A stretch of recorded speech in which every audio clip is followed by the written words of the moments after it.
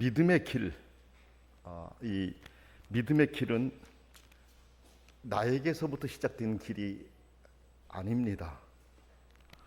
하나님으로부터 시작된 길입니다. 하나님이 만드시고 행하신 일에 우리가 순종하여 믿음으로 참여하는 것이 이 믿음의 길입니다.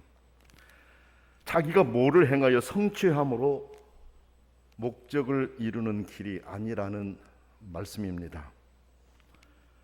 세상의 일반적인 원리는 사람이 힘을 써서 노력하고 쟁취하는 그런 형태입니다. 그런 면에서 기독교는 구원의 길에 있어서 세상의 일반 원리와 다릅니다. 그렇죠? 그래서 우리는 기독교를 은혜의 종교라 그렇습니다. 자기가 노력해서 쟁취하는 것이 아니라 하나님 아버지가 베풀어 주신 그 곳에 참여하는 것이다. 그래서 은혜의 종교라고 말합니다. 하나님이 사랑하여 열어주신 길에 들어오기만 하면 되는 길입니다. 물론 그 일은 결코 쉬운 일이 아닙니다. 하나님이 만들어 놓으신 길에 들어오기만 되면 된다. 쉬운 것 같지만 쉬운 것이 아닙니다. 왜냐하면 그 길에 들어오기 위해서는 자기 생각을 내려놓아야 하는 과정이 있기 때문에 그렇습니다. 지금까지 자기가 가지고 왔던 그 생각을, 그 틀을 내려놓고 들어와야 되기 때문에 그게 쉬우면서도 어려운 것입니다. 근데 성경을 보면 그런 사람들에 관한 말씀이 많이 나옵니다. 예수님의 제자들이 그랬습니다. 제자들이 예수님께 나올 때, 예수님 말씀을 듣고 예수님이 부르셔서 예수님께 나올 때 지금까지 자기들이 살아왔던 삶의 방식을 내려놓고 주님께 나왔습니다. 주님을 따랐습니다. 모든 것을 포기하고 주님이 주실 은혜를 기대하면서 주님께로 나왔습니다. 예수님을 따라 나선 그 다양한 사람들이 그랬습니다. 그래서 그들의 믿음은 칭찬을 받았습니다. 여러분, 예수님을 믿고 예수님께로 나온다라고 하는 것은 매우 어려운 길이에요. 동적 사상에 사로잡혀 있던 그 생각을 내려놓고 하나님이 만들어 놓으신 그 자리로 나와야 하기 때문에 그렇습니다. 사람들은 일반적으로 자신을 내려놓는 일을 거부하는 경향이 있습니다. 자기 자신을 내려놓으라고 할 때, 우리 생각을 바꾸라고 할 때 그 생각을 바꾸려고 하지를 않습니다. 자기 생각을 내려놓으려고 하지를 않습니다. 지금까지 내가 배우고 내가 채워놓은 지식과 내 안에 있는 나만의 사고의 틀을 깨버려야 하기 때문에 그걸 포기하려고 하지를 않습니다. 그래서 진리의 길로 들어서는 것을 좁은 길이라고 성경은 말씀하십니다. 모든 사람이 들어올 수 있도록 그 길은 넓게 열려 있지만 각자가 결단하고 행동해야 하기 때문에 좁은 길이에요. 누구라도 들어올 수 있도록 이렇게 넓게 열려 있어요. 그러나 그 길에 들어오기 위해서는 자기가 결단해야 되기 때문에 결단하기가 어렵기 때문에 좁은 길이에요. 나의 생각을 내려놓고 하나님이 말씀하신 바를 받아들이기가 어렵다라는 말씀입니다. 그래서 그 길은 넓게 열려 있지만 아무나 들어올 수 없는, 아무나 들어갈 수 없는 길입니다. 좁은 길입니다. 여러분, 우리가 어때요? 믿음 생활을 하면서 좁은 길에 들어섰다고 하지만은 하나님이 원하시는 그 모습대로 내가 살아가기가 얼마나 어렵던가요? 내 생각의 틀을 깨고 내려놓고 하나님이 원하시는 방법으로 내 생각의 방향을 튼다라고 하는 것이 얼마나 어렵던가요? 그래, 그 길이 좁은 길인가요? 오늘 말씀 앞부분에서도 그와 같은 사실을 우리에게 알려주고 있습니다. 어떤 관리가 예수님을 찾아와서 내가 무엇을 하여야 영생을 얻겠습니다라고 질문을 했습니다. 이것은 지금까지 사람들이 생각했던 생각의 형태입니다. 지금까지 사람들은 지금까지 사람들은 은혜를 알지 못하고 자신들의 노력으로 영생을 얻을 것이라고 생각을 해왔습니다. 예수님은 그가 행할 것에 대해서 일러주셨어요. 어떻게 영생을 얻습니까? 라고 물었을 때 이것을 행하라 라고 말씀하셨어요. 20절에 나와요. 인간관계에 대한 10계명의 말씀입니다. 그것을 지키라고 주님이 말씀하셨습니다. 그 관원은 어려서부터 다 지켰다고 해서 이때 예수님은 그 관원이 한 가지 부족한 것이 있다라고 하시면서 그걸 지적하시고 그가 가진 것을 다 팔아서 가난한 자들에게 나눠주라, 주님 그렇게 말씀하셨습니다. 다 지켰다고 하니까 한 가지 부족한 것이 있다. 네가 가진 것을 다 팔아서 가난한 자들에게 나눠주라. 그러면 하늘에 보화가 있을 것이라고 하시면서 그렇게 하고 와서 나를 따르라라고 주님이 말씀하십니다. 여러분이 들어 아신 것처럼 이 관원은 그 말씀을 듣고 심히 근심했습니다. 예수님의 말씀에 순종하지 못했음을 시사해 주는 그런 내용의 한 정황입니다. 여러분, 예수님이 이런 말씀으로 그에게 명하신 것은 무엇 때문일까요? 그 사람의 사고를 고쳐주기 위함이셨습니다.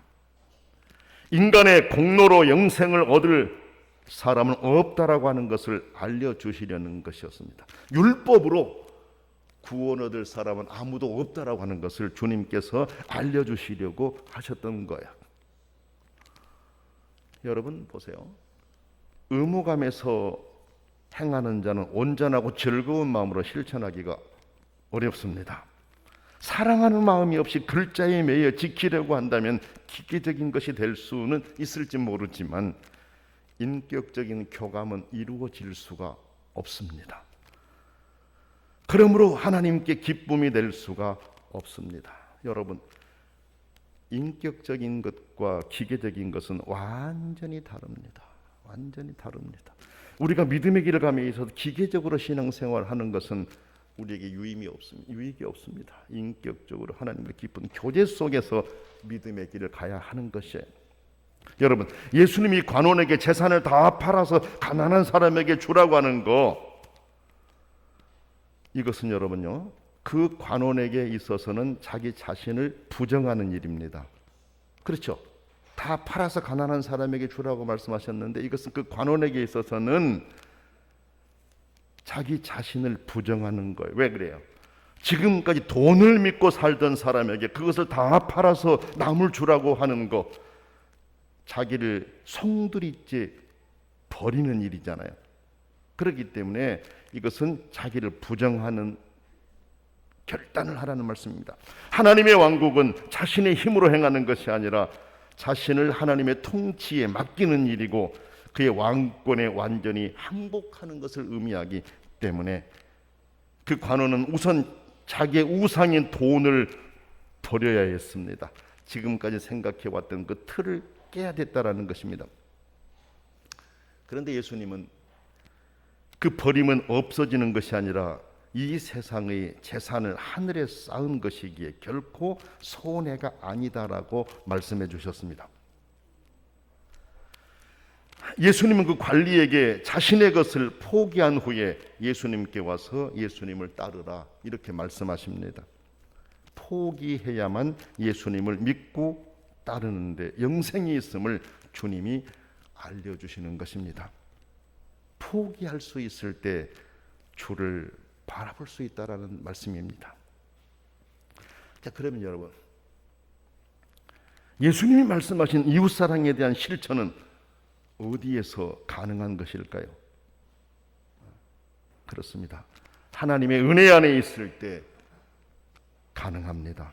사람들은 예수님의 말씀을 듣고 그런즉 누가 구원을 얻을 수 있나이까라고 물었습니다.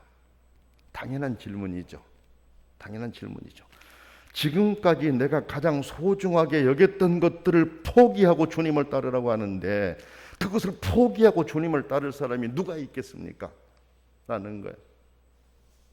그렇죠. 우리가 이 말씀을 들으면서도 이 말씀이 우리 안에서 어떻게 들려집니까? 아멘 하고 들려집니까? 아니면은 어렵는데 이렇게 들려집니까? 이 사람들의 질문과 우리들의 생각과 같을 수 있는 것이잖아요. 그렇지 않습니까? 그런즉 누가 구원을 얻을 수 있나이까? 이 질문을 던진 거야. 이때 예수님의 대답은 이렇습니다. 사람이 할 수 없는 것을 하나님은 하실 수 있느니라. 예수님의 대답은 명료했습니다. 사람이 할 수 없는 것을 하나님은 하실 수 있느니라. 인간의 공로가 아니라 자신을 내려놓고 하나님이 만들어주신 은혜 안으로 들어오면 된다라는 것입니다. 우리가 믿음 생활하면서도 모든 것은 내 힘으로 한다라는 생각을 하고 살아가는 시간들이 많지 않습니까? 그러나 우리가 믿음의 길에 정상적으로 들어서게 되면 하나님 아버지, 나는 아무것도 할 수 없어요. 난 너무나도 연약한 존재예요. 나는 내일 일도 몰라요. 1초 이후의 일도 몰라요.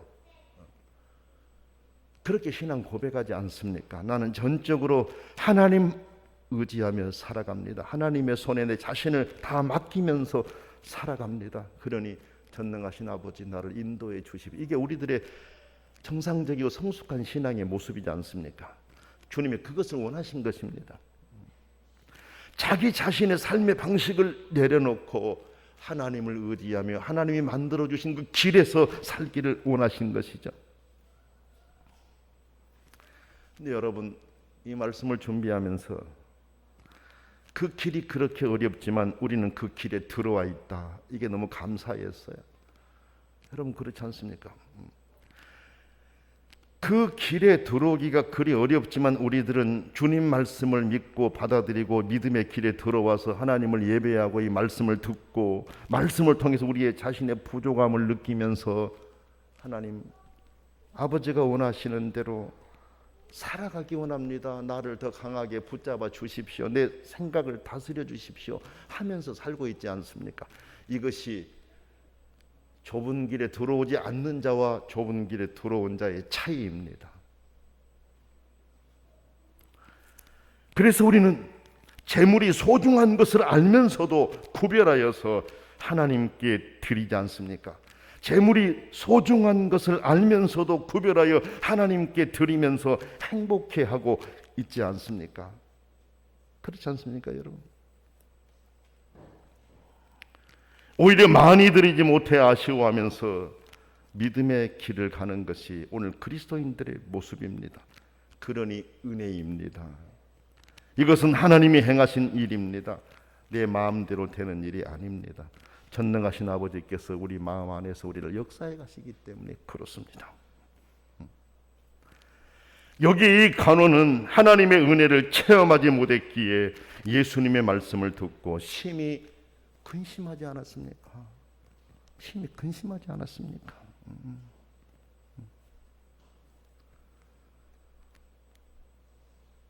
예수님은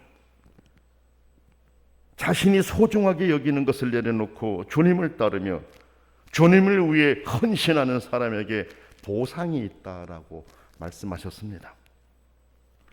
28절 말씀을 보면 베드로가 예수님께 보옵소서, 우리가 우리의 것을 다 버리고 주를 따랐나이다 라고 주님께 말씀했습니다.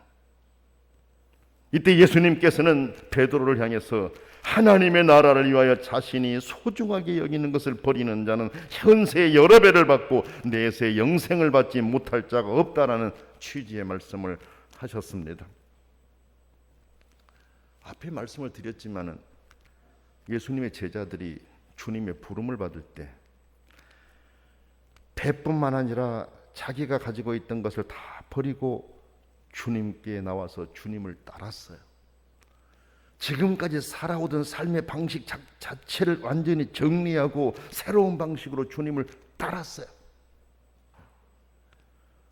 따르면서도 물론 이들은 우리가 이렇게 따르는 것은 우리를 이렇게 따르도록 하시는 데는 하나님께서 우리를 위해서, 주님이 우리를 위해서 무엇인가 주실 것이 있으리라는 기대를 갖고 그렇게 따랐었습니다. 그래서 그가 주님께 보옵소서, 우리가 우리의 것을 다 버리고 주를 따랐습니다라고 말했던 거예요. 주님의 대답은 얼마나 큰 위로입니까, 여러분? 현세 여러 배를 받고 내세 영생을 받지 못할 자가 없다라는 말씀을 하신 거죠. 지금까지 자신이 가장 중요하다고 생각했던 것들보다 주님을 더욱 사랑하며 주님 안으로 들어와 주님의 말씀에 순종하며 따르는 자들에게 하나님이 예비하시고 또 하나님이 예비하실 놀라운 은혜와 복이 있음을 말씀하신 것입니다.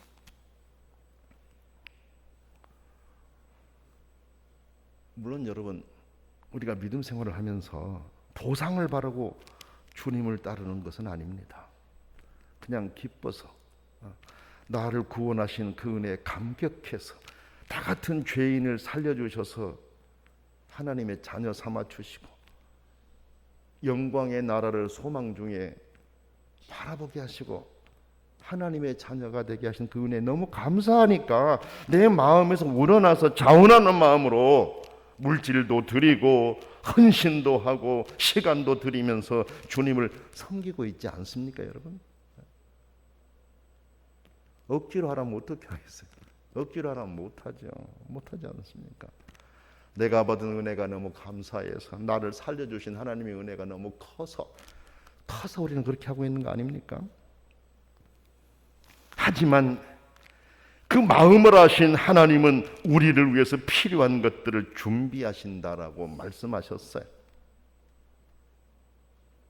우리는 우리가 믿음을 가지고 드린 시간이나 몸으로 봉사한 것들, 물질들, 이것들이 더 큰 은혜로 우리에게 돌아오게 될 것이라는 주님의 말씀을 기억하면서 보다 더욱 신실하게 믿음의 일에 힘쓰면서 살아가야 됩니다. 그러나 무엇보다도 우리가 마음에 생각해야 될 것은 하나님이 나를 살려주셨다라고 하는 것, 이 은혜 안에 우리가 젖어서 살아가야 됩니다. 난 아무 공로도 없고 아무 자격도 없는데 나를 이렇게 신분을 변화시켜서 이 세상을 만드신 영원하시고 전능하신 아버지의 자녀로 삼아주셨다라고 하는 것, 얼마나 귀한 일인가. 이것을 먼저 생각해야 됩니다. 모든 것을 만드시고 모든 것을 가지신 전능하신 아버지 앞에 내 사정을 아뢰고 기도드릴 수 있는 길을 허락해 주셨다라고 하는 것, 이 은혜를 마음에 먼저 생각해야 됩니다. 이것을 먼저 간직해야 됩니다. 언젠가는 사람이 이 세상을 떠나게 되는데 이 세상을 떠나고 우리가 있어야 할 곳을 예비하신 그 하나님의 은혜, 그 은혜가 너무 크다라고 하는 것을 내 마음 안에 기억해야 됩니다. 왜? 이런 믿음과 이런 마음이 있을 때 자원하는 마음으로 응답으로 행동할 수 있기 때문에 그렇습니다. 반응과 응답은 다르다라고 누군가는 말했어요.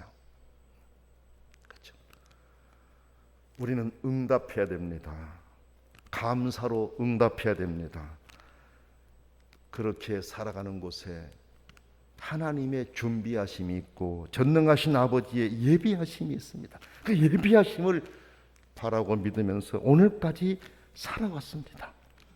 앞으로도 더욱더 그렇게 하나님 아버지를 의지하면서 주를 향한 여러분의 헌신과 사랑, 이것이 아름다운 열매로 여러분들 앞에 돌아올 것이라고 하는 그 믿음을 간직하고 충성스럽게 주님을 섬겨갈 수 있기를 원합니다.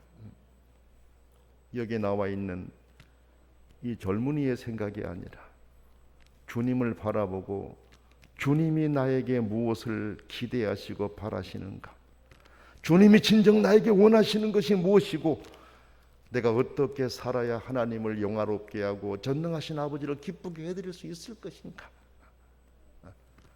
여기에 마음을 쏟으면서 살아가는 그런 성도들이 되어서 오늘 주님이 말씀하신 약속을 받아 누리고 함께 즐거워하는 모든 성도들의 삶이 될 수 있기를 원합니다.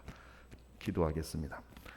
사랑이 많으신 하나님 아버지, 예수님을 믿는다라고 하는 것은 좁은 길에 들어선 것입니다.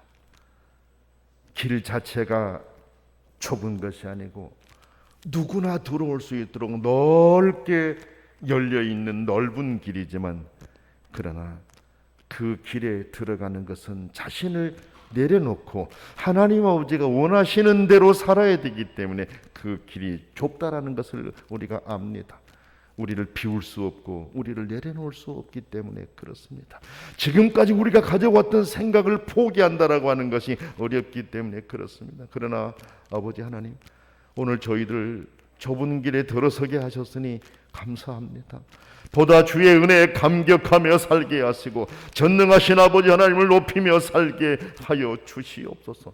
내 마음 안에 우리를 향하신 아버지의 사랑이 가득하게 하셔서 감사함으로 응답하며 믿음의 길을 가게 해 주시고, 믿음의 길을 가는 동안 우리의 발걸음이 가볍게 해 주옵소서.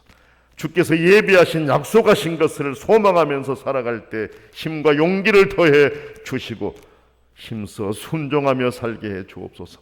예수님의 이름으로 간절히 기도드립니다. 아멘.